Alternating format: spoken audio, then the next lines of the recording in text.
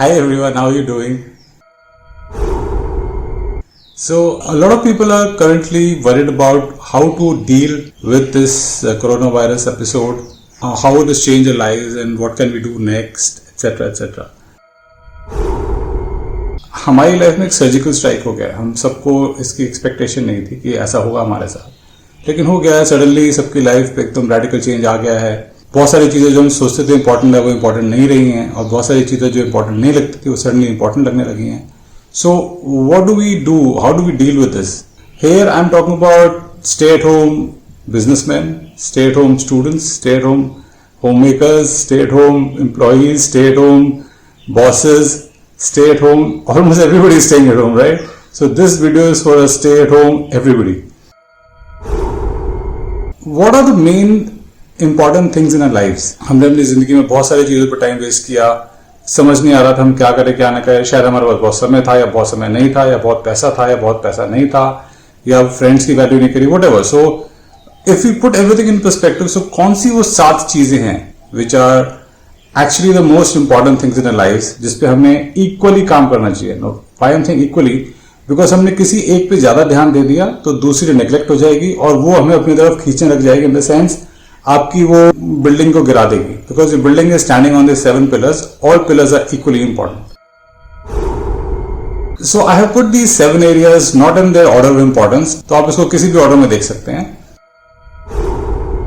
पहला मैंने इंपॉर्टेंस दिया हेल्थ को. Now health is such a thing that all of us are now currently very worried about. क्या healthy खाना चाहिए, क्या खा के अपने हेल्थ को बेटर करें, कैसे अपनी इम्यूनिटी बढ़ाएं, etcetera etcetera. So it's a very hot topic. तो it's a very important thing कि हम हेल्थ के ऊपर काम करें. मैंने इस पे का वीडियोज भी डाले हैं. इम्यूनिटी सीरीज के ऊपर मैंने 2 या 3 वीडियोज डाले हैं, आप देख लीजिए उनको. I am going to make a detailed video on all these topics separately. मैं सिर्फ आपको 7 जो मेन एरियाज है यहाँ फोकस करना चाहिए, उसके ऊपर आपको मैं I am just making aware of दो 7 areas. The second area is family. Now what happened is that हम इतने busy थे, हमारे पास टाइम नहीं होता था अपनी फैमिली को समय देने के लिए, whether it's your immediate family or extended family.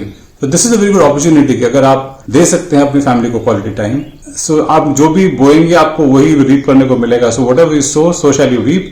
So अपनी फैमिली में इन्वेस्ट कीजिए, बिकॉज फाइनली जब कुछ नहीं होगा जिंदगी में, जब कोई आपकी मदद नहीं करेगा तो फैमिली आएगी. आपके बॉस शायद आए नहीं आए, आपके पड़ोसी शायद आए नहीं आए, लेकिन फैमिली एक ऐसी होती है जो कि हमेशा आपके साथ खड़ी होती है. लेकिन अगर आप चाहते कि आपके साथ में खड़ी रहे, उनको समय दीजिए.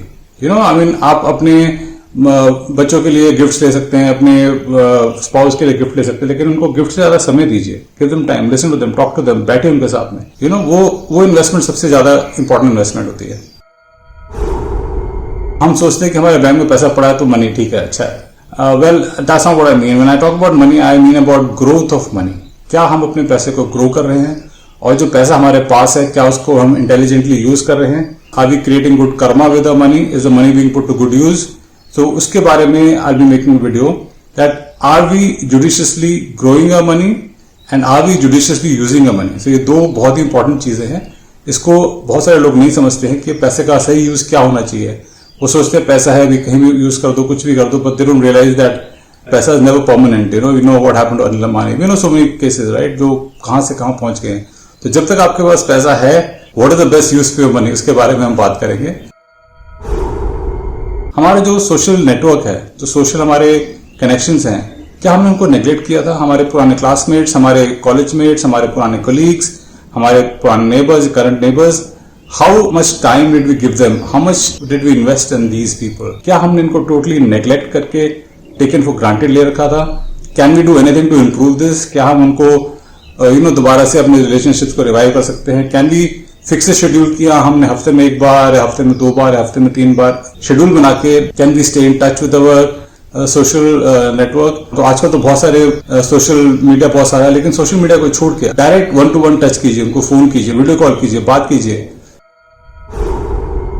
एक बहुत ही इंपॉर्टेंट एरिया हमारी लाइफ का है जो कि हम बहुत नेग्लेक्ट करते हैं. हम स्पिरिचुअलिटी पे बिल्कुल ध्यान नहीं देते हैं. मेरे ख्याल से देना चाहिए, because when things are not going well, the only thing that comes to your aid is your spiritual quotient. कि हम कितने उसको एक लार्जर पिक्चर में लेके कितने अपने आप को संतुलन में रख सकते हैं. How we can stay balance, that can only happen with spiritual maturity. So हमारे अंदर कितनी स्पिरिचुअल मैच्योरिटी है? Are we working on that? क्या हम किसी जैसे ग्रुप के पार्ट है, क्या हम किसी से बातें करते हैं जो कि हमारा स्पिरिचुअल गुरु है? क्या हमने स्पिरिचुअलिटी के ऊपर ध्यान भी दिया है? क्या हम मेडिटेट करते हैं? क्या हम मेडिटेट करके अपने दिमाग को शांत रख सकते हैं? Can we face adversity without feeling the ill effects of adversity? ये सब चीजें हैं स्पिरिचुअल मैच्योरिटी होने की निशानियां। तो उस पर हम कितना काम कर रहे हैं और उस पर हम कैसे काम कर सकते हैं? आई will be making video specially on this. एक बहुत इंपॉर्टेंट एस्पेक्ट है, जब हम सोचते हैं हमारी एजुकेशन खत्म हो गई है, वैसे तो एजुकेशन कभी खत्म होती नहीं है because we keep learning new things every day, लेकिन हम फॉर्मल एजुकेशन को छोड़ देते हैं। हमने पढ़ाई कर ली, ग्रेजुएशन कर ली, पोस्ट ग्रेड कर लिया हमने, या वट एवर प्रोफेशनल डिग्री कर ली, उसके बाद many of us, most of us, हम अपनी एजुकेशन को आगे बढ़ाने के बारे में नहीं सोचते हैं। We never talk about, we never think about what we can do to further my education, formal education. आजकल बहुत सारे ऑनलाइन कोर्सेज हैं। If you make it a point कि हमने कुछ भी करके 1-2 साल में एक नया सर्टिफिकेट, एक नया डिप्लोमा डिग्री लेनी है, because knowledge never goes waste. कभी भी नॉलेज वेस्ट नहीं जाती। अब कैसी भी नॉलेज आपने गेन करी हो वो आपके काम आएगी, याद रखिएगा, कैसे भी काम आएगी, लेकिन जरूर आएगी। So you should make it a point कि हम कैसे भी एक प्लान बनाकर अपने फील्ड से रिलेटेड, या हो सकता है कि मान लीजिए आपको म्यूजिक में बहुत शौक था लेकिन आप म्यूजिक को परस्यू नहीं कर पाए बिकॉज आप पैसा कमाने में लग गए, फैमिली को संभालने में लग गए। अभी समय है आपके पास, so you can join some online classes. आजकल बहुत सारे वीडियोस मिल जाते हैं, यूट्यूब वगैरह पे बहुत सारे वीडियोस मिल जाते हैं, वहां से आप सीख सकते हैं। लेकिन अगर आप फोकस रखें कि मैं फॉर्मल कुछ सीखूं, लर्न समथिंग फॉर्मली, तो आपको एक अकाउंटेबिलिटी होती है कि आपने पास होना है, आपने मार्क्स लेने हैं, एक्सेट्रा एक्सेट्रा, तो आप उसको ज्यादा सीरियसली करते हैं। अगर आप ऐसे शौकिया कर रहे हैं तो ठीक है, आपने आधा किया, छोड़ दिया, फर्क नहीं पड़ेगा। तो formal degree, formal diploma, formal certificates के बारे में सोचिए। Last and not the least is career, because हम सब, मोस्ट ऑफ अस, हम सोचते हैं कि हम जॉब कर रहे हैं या हम कोई बिजनेस चला रहे हैं तो हमारा करियर सही चल रहा है, but that's not the reality. Reality is कि career is something more than just a job. Career is something that will define you. It's a place where you retire from and you'll happily retire from whenever you do. तो क्या हम अपने career पे ध्यान दे रहे हैं? क्या हम सोच रहे हैं कि हम जो कर रहे हैं वो इसलिए कर रहे हैं बिकॉज मेरा फ्रेंड भी ये कर रहा है, या क्या हम सच में यही करना चाहते हैं? क्या ये मेरा करियर है या क्या मेरा जॉब है?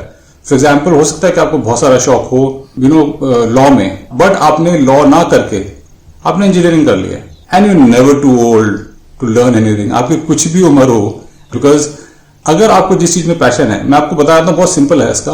अगर आपका स्पेयर टाइम है, जैसे आप खाली हैं और आपके पास सामने लैपटॉप रखा है, कंप्यूटर रखा है या मोबाइल आपके हाथ में, आप क्या चीजें देखते हैं उसके अंदर? In spare time, do you listen to music videos? Do you watch health videos? Do you watch spirituality videos? Do you read about fiction? Like क्या शौक है आपको? जब आपके पास कोई रिस्पॉन्सिबिलिटी नहीं है, कोई प्रेशर नहीं है, तब आप क्या करते हैं? जो भी आप करते हैं वही आपका शौक है, बिकॉज कोई आपको करने के लिए कह नहीं रहा. And if you make your hobby और योर शौक your career, there is nothing better than that, because आप जिंदगी में कभी थकेंगे नहीं. आपको कभी नहीं लगेगा आप काम कर रहे हैं. There some people we hear कि वो दिन में 18 घंटे काम करते हैं, 20 घंटे काम करते हैं. वो एक्चुअली काम नहीं करते, वो उनको शौक है. अगर आप भी देखें, आप भी 18-20 घंटे कुछ ऐसा करते हैं जिसका आपको शौक है. तो उन लोगों के साथ भी ऐसे ही है. उन्होंने करियर अपना बहुत जल्दी डिसाइड कर लिया था कि मुझे ये शौक है. हम क्या करते हैं, हम सोचते हैं कि आजकल ये एरिया बहुत अच्छा चल रहा है, मैं भी ये कर लेता हूँ. बायोटेक्नोलॉजी बहुत अच्छी है, मैं भी कर लेता हूँ. 3 फ्रेंड मेरे कर रहे हैं. आपको शौक ना हो, आपको बिल्कुल दिलचस्पी ना हो, लेकिन फिर भी आप कूद जाते हैं इसके अंदर. सो जितनी जल्दी आप उसको स्विच करें, you may be whatever age, लेकिन आपको रियलाइज है कि this is not for me, this whatever I am doing is not for me. मेरा दिमाग तो उस एरिया में चलता है, तो स्विच कर लीजिए.